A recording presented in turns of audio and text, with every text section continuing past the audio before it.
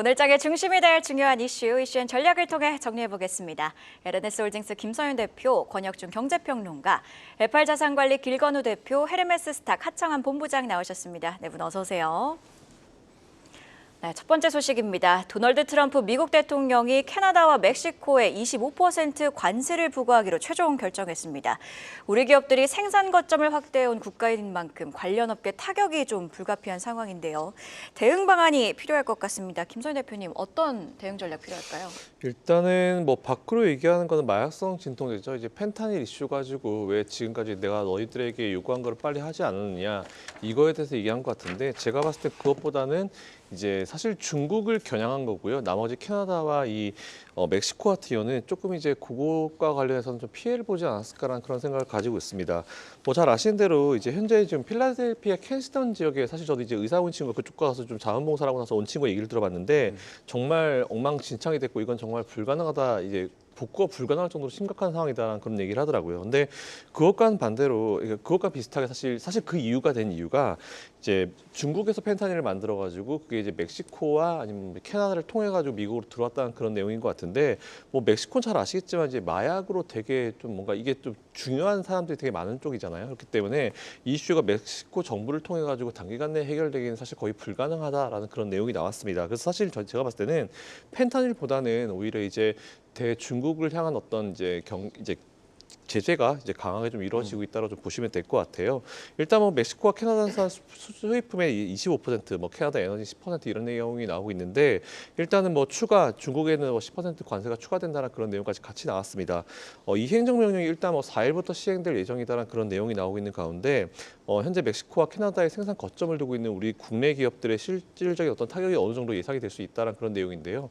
뭐 잘 아시겠지만 뭐 그동안 뭐 니어쇼어링, 뭐 리쇼어링 이런 얘기가 되게 많이 나오면서 미국의 공장을 건설하는 것보다는 그 주변국에 건설을 한 다음에 이게 다시 미국으로 수출돼가는 그런 현상을 좀 되게 많이 보셨을 거예요. 근데 작년 기준으로 보니까 일단은 대미국과 관련해 미국이 사실 이제 자기들 입장에서 봤을 때 제일 수출 수입 가지고 손실을 많이 주는 국가가 중국이었고 그리고 그 이유가 이제 멕시코였는데 이게 사실 저는 이제 멕시코나 이 캐나다 쪽의 이 관세가 어느 정도 저는 좀 핑계거리라 보고 있는 게 사실 멕시코가 미국에 수출을 많이 하거든요. 근데 그 수출 품목의 대부분이 중국산 자동차예요. 미국산 자동차입니다. 그러니까 미국의 뭐 스텔란티스 같은 기업들이 멕시코에 공장을 건설하고 거기서 자동차를 생산해가지고 다시 미국으로 수출하는 것들이 많기 때문에 사실 이거는 여기에 이제 관세를 부과한다라고 하는 거는 자국 기업들한테 영향을 줄 수밖에 없는 거기 때문에 이걸 트럼프가 모를 리는 없거든요. 그래서 제가 봤을 때 이거는 그냥 캐나다랑 멕시코는 중국 하나한테만 관세 매기기 좀 그러니까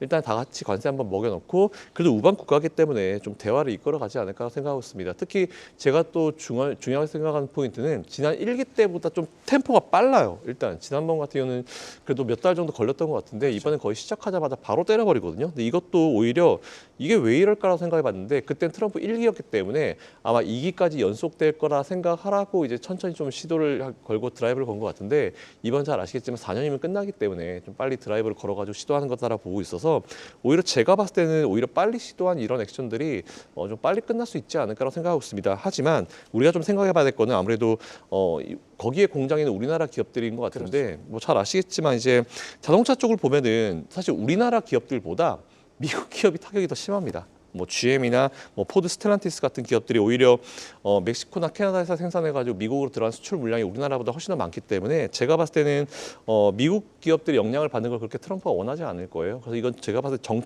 절대적으로 이제 정치적 액션이다라고 좀 보고 있어가지고 해결이 되지 않을까라고 생각하고 있습니다. 근데 뭐 물론 여기에 공장을 증설하고 있는 우리나라 기업들이 영향을 받을 수 있긴 있겠지만 그렇게 길게 갈 것 같지 않기 때문에 요거 가지고 만약 관련 주가가 좀 밀렸다라고 하면은 이걸 또 매수의 기회로 삼으시면 어떨까라고 생각하고 있습니다. 이게 미국 입장으로서는 우리나라가 미국 입장으로서는 한 6, 7위권 수입국 정도 되는데 네. 그런 측면에서 우리 타격이 생각보다 크지 않을 수 있다라는 입장이신 건가요? 제가 봤을 때는 요거는 뭐 길게 갈 것 같진 않아요. 근데 이제 우리나라로 직접 아마 때리는 품목이 나오지 않을까라는 생각도 하고 있습니다. 일단 우리나라 쪽을 하면 반도체 때릴 수 있고요. 그리고 식품 쪽은 오히려 미국 쪽의 공장을 직접 건설해서 이제 많이 하고 있기 때문에 요건 좀 괜찮을 것 같고 오히려 저는 이런 생각도 한번 해봤어요. 조선 쪽? 조선 최강은 쪽 어떻게 보세요? 철강도 때리겠죠, 당연히. 철강 1기 때 때렸기 때문에. 근데 이제 일단 철강 같은 경우는 1기 때 우리나라 25%를 때린다라고 이제 협박을 해놓고 우리나라가 가가지고 얘기를 해서 관세는 먹지 않고 오히려 그때는 이제 수출량을 좀 생산량을 좀 컨트롤하는 쪽으로 해결이 됐거든요. 근데 이번에 제가 조선 쪽을 왜 얘기하냐면은 지금 일단 우리나라 조선이 필요하긴 필요합니다. 그래서 아마 조선 쪽으로 관세를 때린다라고 하는 얘기가 나오면은 그것도 정치적인 액션이라 봐요. 왜냐하면은 이제 LNG선 수출을 해야 되기 때문에 우리나라가 절대적으로 필요한 상황에서 여전히 지금 모든 관세에 제가 봤을 때 초점은 중국입니다. 근데 중국이 아시겠지만 이제 오랜 기간 동안 이제 이 조선 쪽 시장을 또 엉망진창을 만들었잖아요. 그래서 아마 중국을 좀 더 이제 아마 푸시를 한다라는 그런 입장을 밝힐 수 있을 것 같고 아마 여기에 우리나라를 같이 엮여서 들어갈 수는 있겠지만 결과적으로 우리나라는 이제 미국한테 필요한 국가이기 때문에 아마 빠져나오지 않을까 생각하고 있습니다. 그래서 일단 우리나라도 우방 국가이고 단기적인 어떤 영향을 좀 받긴 받겠지만 아무래도 좀 대화를 통해서 해결할 수 있는 부분이 충분히 있을 수 있을 것 같아요. 근데 또 문제가 뭐냐면 대화를 할 수 있는 컨트롤 타워가 지금 우리나라에 없습니다. 그렇기 때문에 이 문제가 어느 정도 해결이 되냐에 따라서 중요할 것 같고 그리고 이제 미국이 언제 어느 타이밍에 우리나라에 어떤 업종을 때리는지 사실 그게 되게 중요할 것 같기 때문에 일단 단기적인 어떤 영향이나 피해는 우리가 볼 수밖에 없을 것 같고요. 하지만 이거를 중장기적으로 끌고 갔을 때는 오히려 매수의 기회로 삼으실 수 있을 것 같아가지고 뭐 큰 걱정하실 필요 없을 것 같습니다. 하나만 더 여쭤볼게요. 네. 조금 전 말씀하신 것 중에 이제 길게 가지 않을 것이다라는 네. 얘기가 어쩌면 더 중요할 수가 있을 것 같은데 이게 과거 트럼프 일기 때 보면은 2018년 5월에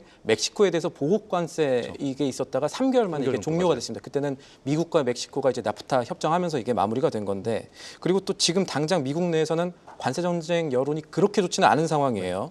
이 주요 경제지 사설들 봐도 그렇고 그래서 중국 몰라도 캐나다, 멕시코까지 관세 매기는 게 지금 미국 안에서도 지금 괜찮은 거냐 이런 걱정들이 나오고 있는데 이번에는 그러면 이 관세 전쟁 아까 길게 안 갈 것 같다 하셨는데 네. 얼마 정도로 지금 보고 계시는 거예요? 일단은 첫 번째가 이제 템포가 좀 빠르다는 부분이 좀 네. 긍정적인 것 같고요. 그리고 그때랑 다른 게 지금 금리가 높아요.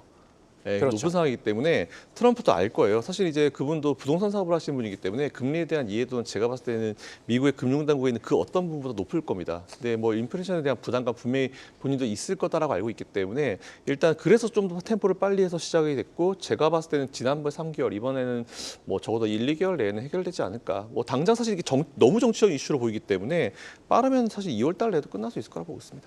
네. 앞선 이 트럼프 일기 행정부 당시에도 이 관세 정쟁이 시작한 뒤에 이 코스피 지수가 2,000선 아래로 추락했었던 기억도 나는데요. 이 오늘 우리 시장 변동성 예의주시해야 할 것 같습니다. 다음 소식 보시죠. 중국발 딥시크 쇼크로 반도체 업계가 향후 AI 판도 변화에 주목을 하고 있습니다. 미국 빅테크 기업들의 투자 초점이 이제 가성비로 맞춰지고 우리 반도체 업계에서는 중국의 HBM 기술 자립에 대비를 해야 된다 이런 진단도 나오고 있는데 우선은 삼성전자와 SK하이닉스에 어떤 영향이 있을지 예상을 해봐야 될 것 같습니다.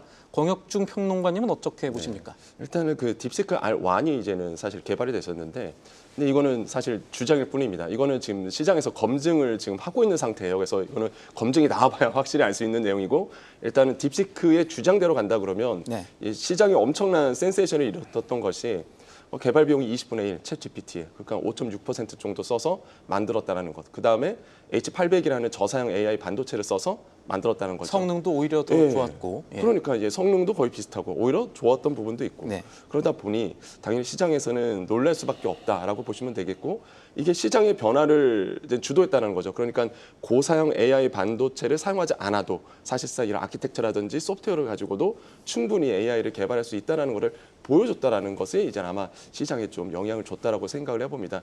긍정적인 평가와 뭐 부정적인 평가 다 나오고 있는데 아마 가장 많이 궁금해하시는 것들이 바로 삼성전자와 SK하이닉스에 어떤 영향을 줄 수 있느냐 이게 가장 중요할 텐데 일단 저는 이제 부정적인 요인과 긍정적인 요인을 다 한번 준비해봤는데요. 일단 부정적 요인 같은 경우에는 지금 시장 자체가 효율성과 비용을 고려해서 GPU를 이제 앞으로 이제 구매할 것이다 이렇게 보고 있습니다. 그렇게 된다 그러면 아마도 고사양 AI 반도체에 HBM을 납품하고 있는 SK하이닉스가 좀 부정적인 영향을 더 많이 받을 수밖에 없는 구조로 갈 수밖에 없고 또 한 가지가 매기 효과죠. 그러니까 중국에서 딥시크가 왜 나왔느냐 규제하니까 나온 거거든요, 사실상. 그렇게 된다 그러면 중국 AI 반도체 아니면 HBM 뭐 메모리 반도체 쪽에서 기술 개발이 더 일어날 수밖에 없고 계속적으로 투자가 이루어진다 그러면 우리나라의 기술 격차가 좁아질 수밖에 없는 이런 상황으로 간다는 거죠. 그렇기 때문에 이런 것들은 좀 부정적인 영향을 줄 수 있으나 요건 이제 단계적인 요인이고 뭐 긍정적인 요인도 있습니다. 어떤 거냐면 이제 지금 시장에서 판도가 바뀌었잖아요. 그렇게 되면 고객이 좀 다양해질 수 있다는 것. 이런 것도 또 시장에서 목소리가 나오고 있거든요. 그러면 고객이 다양해진다. 삼성전자, SK하이닉스의 고객이 다양해진다. 그러면 경쟁 우위가 좀 생길 수밖에 없는 부분이 있습니다. 바로 독점 구조가 깨지기 때문에 뭐 협상력이 좀 강화될 수밖에 없겠죠. 이런 것들이 지금 시장에서는 변화가 나오고 있고요. 결국에는 수급적 측면에서 본다 그러면 당분간은 AI 소프트웨어, 소프트웨어 주 쪽으로 아마 관심을 가져보는 것도 나쁘지 않을 것 같다고 말씀드립니다. 네, 이렇게 중국 딥시크의 등장이 국내 반도체 기업에 미칠 부정적 요인 그리고 긍정적 요인 잘 정리해 주셨는데요. 속보 체크하고 가도록 하겠습니다. 12월 소매 판매와 산업 생산 지표가 발표됐는데요. 12월 소비는 한 달 만에 마이너스로 전환을 했지만 생산, 즉 산업 생산은 2.3% 증가한 것으로 집계가 됐습니다. 자, 그래서 다시 한 번 더 정리해서 전해드리면요. 작년 12월 산업 생산은 2.3% 증가했고요. 소매 판매는 0.6% 하락했습니다. 자, 결국에는 경제 영향을 주는 지표인 만큼 향후 소비가 다시 또 상승 전환할 수 있을지 계속해서 지켜보시죠. 자, 이번에는요. 로봇 업계로 눈을 좀 돌려보도록 하겠습니다. 삼성전자가 인수한 레인보우 로보틱스의 주가가 공모가 대비 29배 오른 것으로 나타났습니다. 수익률은 무려 3,000%에 달하는데요. 너무 단기간에 오는 건 아닌가 싶은 그런 생각도 드는데 향후 전망은 또 어떤지 또 주목해 볼 만한 종목들은 어떤 것들이 있는지 이번에는 길건우 대표님께 여쭤볼게요. 네, 레인보우 로보틱스 주가만 본다라고 하면 정말 많이 올랐다라고 이제 생각하실 수는 있는데 이제 과거 2차 전지 섹터 그 주가 흐름들을 비교해 보신다라고 하면 저는 그래도 조금 아직은 많이 남아 있지 않나라고 이제 개인적으로 보고 있고요. 당시에 이제 공모가가 사실은 10,000원이었거든요. 근데 이제 레인보우 로보틱스가 공모 당시에도 조금 이슈가 됐었던 이유 중에 하나가 그 이제 휴보라고 이야기 많이 들어보셨을 건데 국내 최초 이족 보행 로봇입니다. 그러니까 지금 휴머노이드 로봇이라고 생각을 하시면 되는데 이걸 이제 최초로 개발을 하면서 조금 이슈가 됐던 회사다라고 생각하시면 될 것 같고요. 그리고 이제 본격적으로 상승하기 시작한 거는 사실은 23년 1월부터입니다. 삼성전자가 이때 이제 580억 정도 투자해서 지분을 인수를 했는데 한 10% 정도 인수를 했습니다. 그럼 이때 이제 그 주가 레벨업이 조금 됐고요. 그다음에 추가로 지분을 인수하면서 14% 정도 늘어날 때 또 올라가고 최근에 또 옵션을 또 행사를 하면서 35%까지 지분율을 확대를 했죠. 그러다 보니까 많이 뭐 기대감들이 많이 반영되고 있는 것 같은데 그럼 앞으로는 어떻게 될 거냐 이게 이제 굉장히 중요한 포인트일 것 같은데요.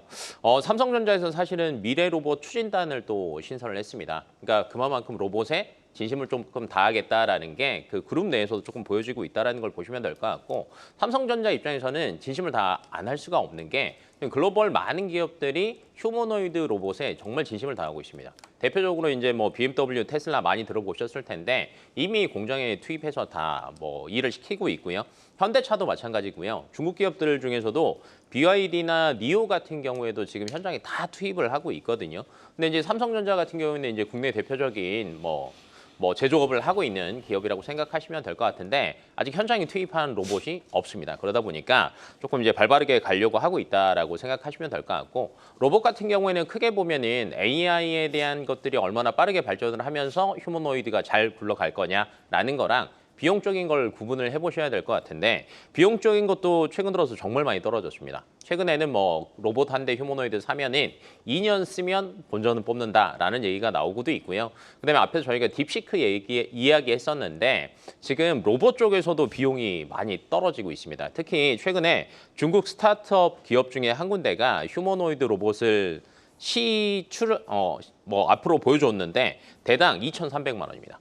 근데 지금 테슬라에서 얘기가 나왔던 게 중장기적으로 가격이 많이 떨어지면 2, 3만 달러까지도 낮출 수 있다라고 얘기했는데 이거보다 비교해 본다라고 하면 거의 반값이거든요. 그러다 준연차 안 보니까 되면 이제 로봇 하나 살 수 있는. 맞아요. 예. 그러다 보니까 모건 스탠리에서 최근에 나온 보고서 중에 하나가 로봇 산업에도 딥시크 모먼트가 다가오고 있다. 이런 얘기가 나올 정도로 조금 많이 떨어졌다고 생각하시면 될 것 같아요. 그러다 보니까 휴머노이드 로봇이 상용화되는 게 조금 더 많이 다가오고 있다라고 생각을 하시면 될 것 같고요. 왜냐면 국내에서 이제 대표적인 휴머노이드 로봇은 레인보우 로보틱스가 대표적이다라고 생각하시면 될 것 같고 다만 꾸준하게 장기 우상향은 조금 어려울 수도 있을 것 같아요. 왜냐하면 수급 자체가 꾸준하게 계속 들어와줘야 되는데 현재 시장을 보시면은 조금 봐야 될 섹터들이 굉장히 많다 보니까 조금 단기적으로 많이 움직일 수 있습니다. 그러다 보니까 제품 공개 이벤트에 따라서 조금 대응을 하시는 게 맞을 것 같고요. 반대적으로 여러 국내 기업뿐만 아니라 해외 기업까지 조금 확대해서 보신다라고 하면 소부장 기업들도 괜찮을 것 같습니다. 대표적으로 정밀 감속기랑 액추에이터 기업들이 있는데 이 기업들 같은 경우는 왜 보셔야 되냐면 휴머노이드 같은 경우에는 관절이 굉장히 많이 들어갑니다. 그러다 보니까 그 전체 원가에서 한 80% 내외가 액추에이터가 들어갈 수밖에 없거든요. 근데 액추에이터는 단일로 쓰는 경우도 있고요. 아니면 감속기랑 모듈 상태로 사다가 쓰는 경우도 굉장히 많습니다. 그러다 보니까 이쪽에 대한 기업들이 조금 수혜를 보지 않을까라고 개인적으로 보고 있어서 뭐 상황에 따라서 구분해서 대응하시면 좋을 것 같습니다. 이게 투자에 좀 중요한 부분이다 보니까 네. 우리가 몇 가지만 좀 봐야 될 것 같은데 휴머노이드는 사실 우리 기업들이 조금 더 길게 봐야 될 거고 네. 지금 우리가 하고 있는 거는 이제 협동 로봇이라고 해서 로봇칼 팔처럼 이렇게 맞습니다. 사람이랑 같이 이제 같은 공간에서 하는 것들이잖아요. 그래서 이 좀 단기적 실적 이쪽으로 보면은 레인보우 로보틱스와 비슷한 제품을 내놓고 있는 뭐 상장사 두산 로보틱스라든지 아니면은 김동선 부사장이 지금 힘 싣고 있는 이 하나 로보틱스 같은 이런 곳들과의 경쟁 구도도 봐야 될 것 같은데 이건 어떻게 보십니까? 근데 이게 조금 다르게 보시는 게 맞을 것 같은 게요. 이제 과거에 로봇 섹터가 잘 갈 때는 대부분 산업용 로봇보다는 협동 로봇에 대한 수주 이슈가 있을 때마다 주가가 조금 잘 움직였었거든요. 그랬죠. 근데 최근에 이제 이슈들을 본다라고 하면 기존의 협동 로봇은 방금 기자님이 말씀하셨던 것처럼 사람이 있고요. 그 옆에 로봇팔을 보조로 사용을 하면서 현장에서 활용을 하는 거였습니다. 근데 아마 이제 미국 쪽에서 올해부터 리쇼어링에 대한 게 조금 더 세질 거예요. 그러다 보니까 국내 많은 기업들도 미국에 어찌됐건 공장에 대한 투자를 더 하겠다라는 얘기가 나올 수밖에 없고요. 이때 과거를 비춰보면 물류 관련 로봇들이랑 협동 로봇들이 조금 잘 움직였습니다. 네. 그래서 비슷한 흐름 조금 나올 것 같기는 하지만 휴머노이드 쪽이 저는 그래도 흐름 자체는 훨씬 더 셀 것으로 보고 있고요. 그러다 보니까 레인보우 로보틱스 하나만 볼 수는 없지 않냐라고 생각하실 수 있어서 그래서 액추에이터 관련된 기업들이 여기서 반사수혜를 저는 기존 물류나 협동 로봇보다는 훨씬 더 강한 슈팅이 나오지 않을까라고 개인적으로 보고 있습니다. 지금 실적보다 미래 기대감 보고 지금 움직일 만한 섹터다라고 얘기를 하신 건데 네. 하나만 더 보겠습니다. 이게 매출에 유의미한 기여는 아직 없는데 레인보우 로보틱스 보면은 사족 보행 로봇이라고 RBQ3라고 네. 있습니다. 이게 이제 보스턴 다이내믹스 제품 이 강아지 같이 생긴 맞아요, 그 맞아요. 제품이랑 좀 비슷한 면도 맞아요. 있는데 이게 방산에도 쓰이고 경비에도 쓰인다고 하니까 이게 잘 된다고 하면 이게 방산 관련주로서도 유의미한 엮임이 있을 수 있나 이런 질문들로 해볼 만할 것 같은데요. 저는 굉장히 좋다라고 보는 게 지금 로봇 섹터는 사실은 현재 실적이 얼마나 찍히느냐보다는 앞으로의 발전성이 얼마나 있고 확장성이 있느냐가 굉장히 중요한데 발전성은 앞에서 얘기했던 것처럼 휴머노이드 쪽에서 나올 것 같고요. 확장성은 최근 들어서 많이 나오는 게 방산과 조선입니다. 왜냐하면 이쪽에서도 사실은 인력 문제를 저희가 무시할 수는 없거든요. 근데 앞에서 얘기하셨던 것처럼 방산 쪽에서는요. 사족 보행 로봇이 사실은 굉장히 효율적입니다. 그러다 보니까 이쪽에서 뭐 여러 가지 뭐 수주 이슈나 아니면 뭐 기술 개발 이슈나 이런 것들이 뜰 때마다 주가가 조금 반영할 수 있으니까 확장성적인 부분에서도 주가에 충분히 반영될 수 있다라는 포인트도 알고 가시면 좋을 것 같습니다. 삼성전자가 이 대표이사직 속으로 미래로봇 추진단 신설하고 단장을 레인보우 로보틱스의 창업 멤버인 오준석 교수에게 맡겼죠. 이 두 기업의 시너지 계속해서 지켜보도록 하겠습니다. 다음 소식 보시죠. 이 도널드 트럼프 미국 대통령이 본격적으로 관세 압박하면서 글로벌 자산 시장도 출렁이고 있습니다. 안전자산인 금은 사상 최고가를 경신한 반면 비트코인, 리플과 같은 가상화폐가 급락을 했는데요. 이 하청원 본부장님, 이 전망은 어떨 것으로 보십니까?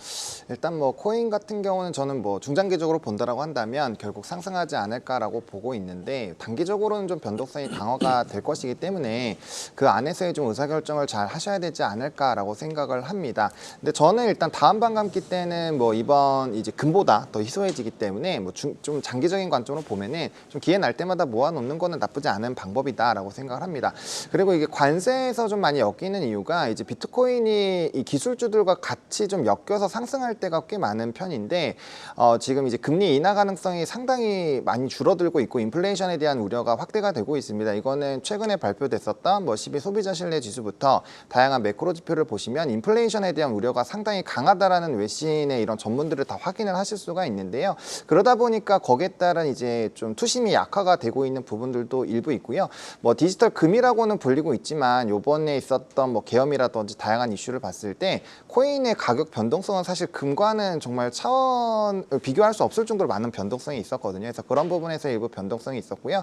또 이제 비축 통화 자금으로서의 이런 매력도도 지금 약간 좀 뒤로 밀린 상황이고, 또 다른 나라들에서도 이런 그런 좀 기조가 나오고 있기 때문에 단기적인 변동성 좀 있다라고 보시면 될 것 같습니다. 그리고 이제 우리나라 종목보다는 좀 이제 해외 기업들 중심으로 좀 보시는 게 맞지 않을까라고 보고 있고요. 현재 시점에서는 이제 뭐 비트코인 선물과 연동되는 ETF 중심으로 보시면 어떨까라는 생각을 갖고 있습니다.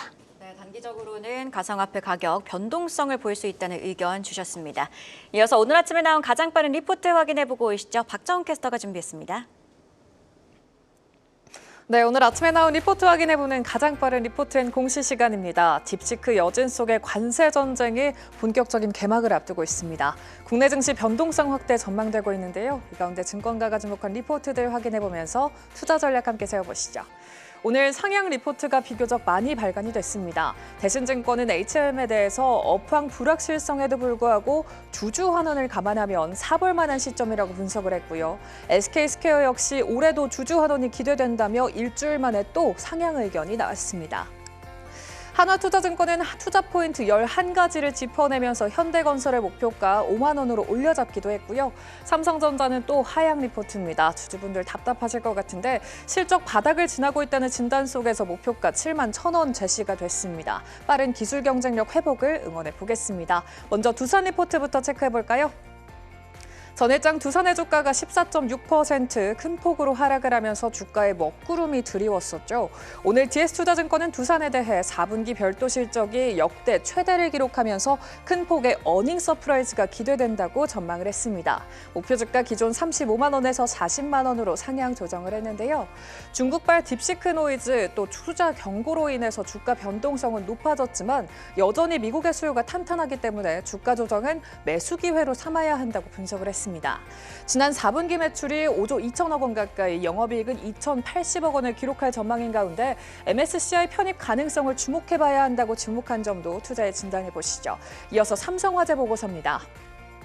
지난주 금요일 삼성화재가 주주가치 재고 계획에 대한 공식적인 입장을 제시했습니다. 2028년까지 총 주주 환원율을 50%의 목표를 설정하면서 DPS 또한 안정적인 성장을 추진하겠다고 밝혔는데요. 대신증권은 삼성화재의 목표가를 49만 원으로 상향하면서 자사주의 단계적인 소각을 통한 주주가치 제고와 현행 PBR이 여전히 저평가되어 있는 점 부각된다고 설명을 했습니다. 이 밸류업 공시의 주가가 기대감 반영할 수 있을지 오늘장 흐름도 함께 기대해 보시죠. 지금까지 가장 빠른 리포트앤 공시 박정원이었습니다. 네, 이렇게 오늘 아침에 나온 리포트 확인해보고 왔는데요. 바로 이어서 네이버 소식으로 이어가도록 하겠습니다. 네이버가 연매출 10조 원 돌파를 앞둔 것으로 나타났습니다. 국내 인터넷 플랫폼 기업으론 처음이죠. 또 삼성전자보다 성장 속도가 빠르다는 점도 눈에 띄는데요. 이 성장세를 유지하기 위해서는 어떤 요건들이 필요할까요, 김서윤 대표님? 일단 그동안 빌드업이 잘 되고 있다라고 좀 보시면 될 것 같습니다. 사실 제가 작년까지 제일 많이 받았던 질문 중에 하나가 삼성전자 빼고요. 형 네이버 살까 카카오 살까 이 얘기 진짜 많이 들었거든요. 사실 오늘도 여쭤보려고 했어요. 그죠. 근데 저는 제 의견 똑같습니다. 저는 카카오보다 네이버라는 말씀을 작년부터 좀 계속 드리고 왔고요.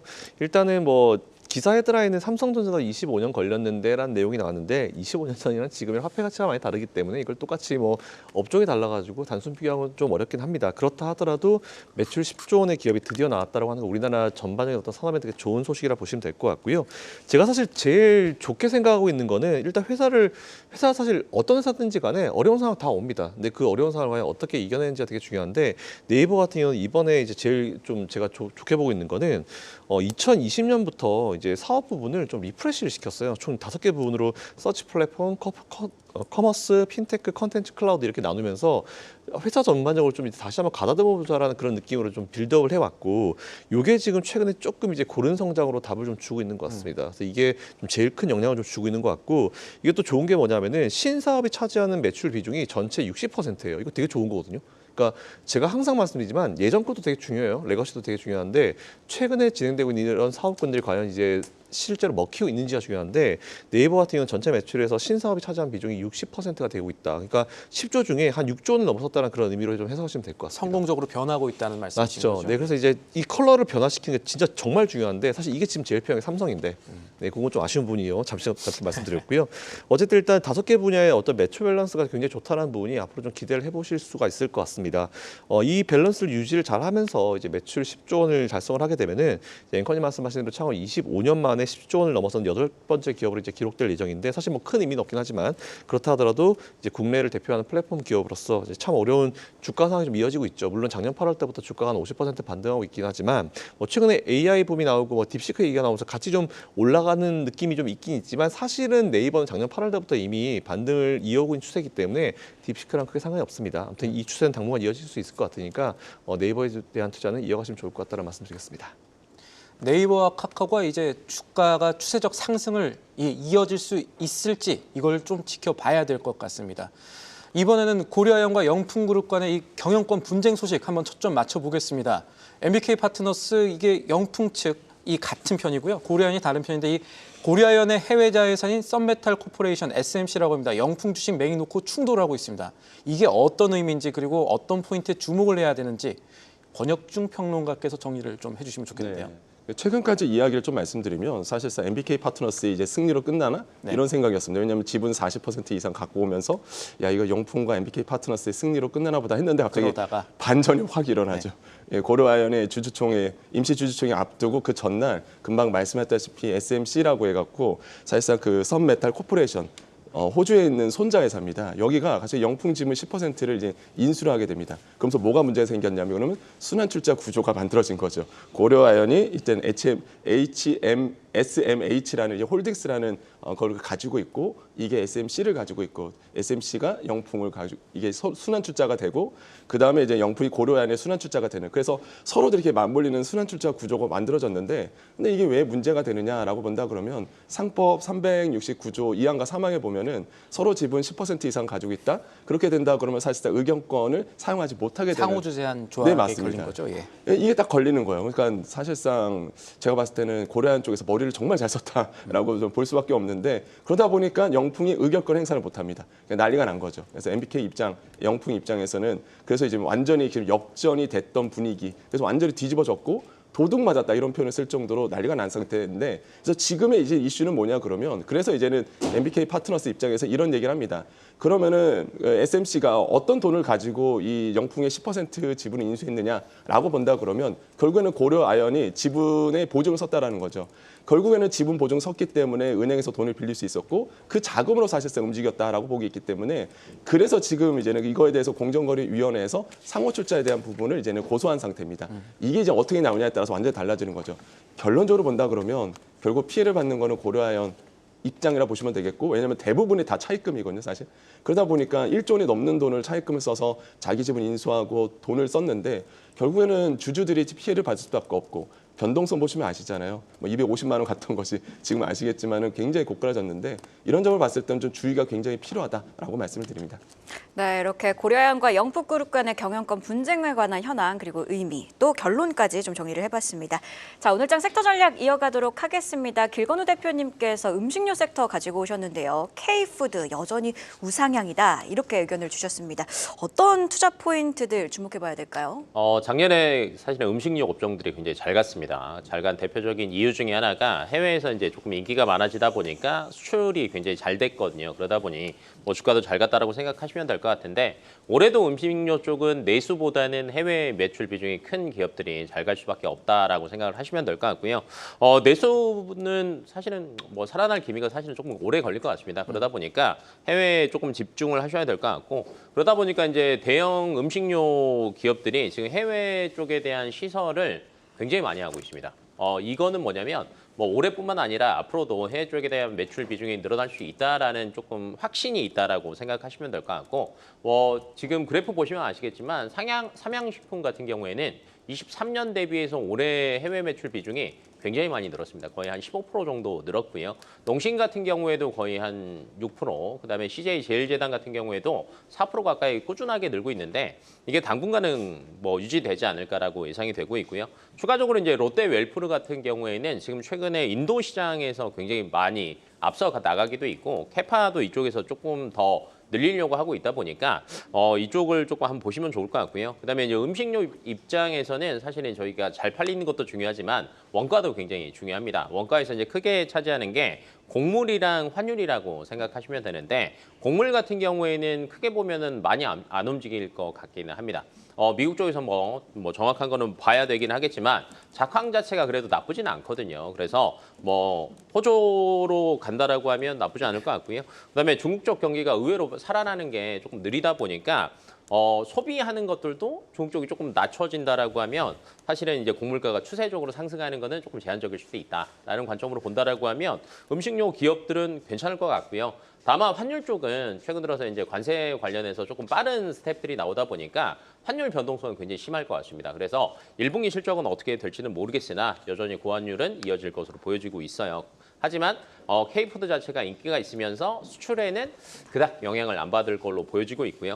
그다음에 그 관련 기업들 중에서 어떤 것들을 봐야 되냐라고 이제 고민이 조금 많으실 텐데 미국 쪽을 보신다라고 하면 CJ제일제당이 조금 나을 것 같고요. 왜 그러냐면 미국 쪽에 현지 그 법인들을 가지고 있고 공장들을 많이 가지고 있다 보니까 여기에서 나오는 매출이 조금 굉장히 크거든요. 그리고 이제 다른 것들을 보신다라고 하면 저는 삼양식품이 여전히 그래도 대장주의 뭐 느낌을 가지고 올해도 조금 상반기 때도 잘 가지 않을까라고 개인적으로 보고 있습니다.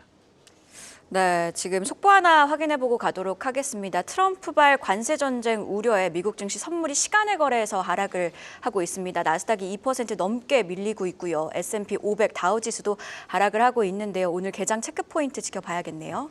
예, 마지막으로 이 하창환 본부장과 함께 이 체크 포인트 다시 한번 정리를 해보시죠. 네, 안 그래도 이제 야간 선물도 마이너스 0.59%고 나스닥 이제 선물이 빠지는 걸 말씀을 드리려고 했는데 일단 3대 지수도 좀 조정이 나왔었던 상황이고 이제 그러면 반도체 쪽에서의 변동성이 굉장히 강하겠죠. 수출입 데이터에서도 반도체 쪽이 굉장히 좀 중요했는데 거기에서의 만약에 수급 변동성이 나오면 좀 이제 부담감이 생길 것 같고요. 또 오늘 52시간 예외 조항 신설 가능성이 좀 부각이 되고 있기 때문에 그런 걸로 어느 정도 좀 디펜스가 되는지를 좀 봐야 될 것 같고요.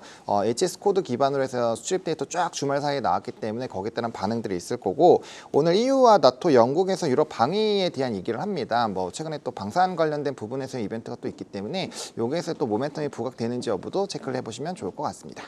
네, 이렇게 이슈앤 전략 네 분의 전문가와 함께 개장 전 꼭 확인해야 할 뉴스들 체크하고 전략까지 세워봤습니다. 고맙습니다. 계속해서 다양한 경제 이슈를 알고 싶다면 구독과 좋아요, 알림 설정 부탁드립니다. AI 캐스터 권미정이었습니다.